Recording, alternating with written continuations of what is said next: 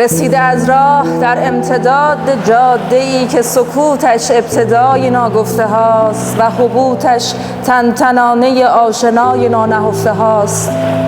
به سیروف الارض رسیده و غمزه دریده، آن که بیباک از پس عصیان تاراج شدهش برخاسته و خواسته که خواستارش روشن کند این تاریکی را و شنود ناشنفته ها کر کند گوش کران بیکرانه را.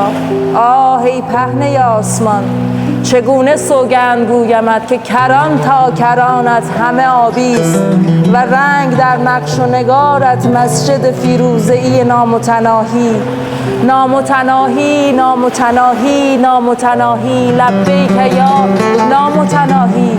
ای عظیم ترین عظما و ای درخور آنچه که در فهم نگنجد، بی شمار شماره می‌داریم که از پس شمار تا شمارت به بی حدی تو سوگند یاد کنم. قسم به نون، قسم به قلم، قسم به شکافنده نون و القلم و اذا ما یسرون و ما یسرون، که الواح را در نگنجد، که تو در نگنجی، که تو گنجی و در نگنجی و شبان شب زده ای را شبانه شامگاهی به ملاقات خوانیش و ملاقاتون و ملاقاتون و ملاقی.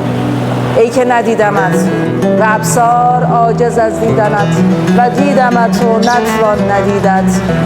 ای جمال بی جمال جانان، ای سترگ در پهنه افشا نشده هستی بانان.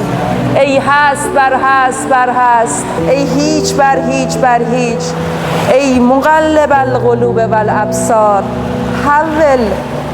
حول حالنا الی احسن الحال، حول حالنا الی احسن الحال. نوروز مبارک.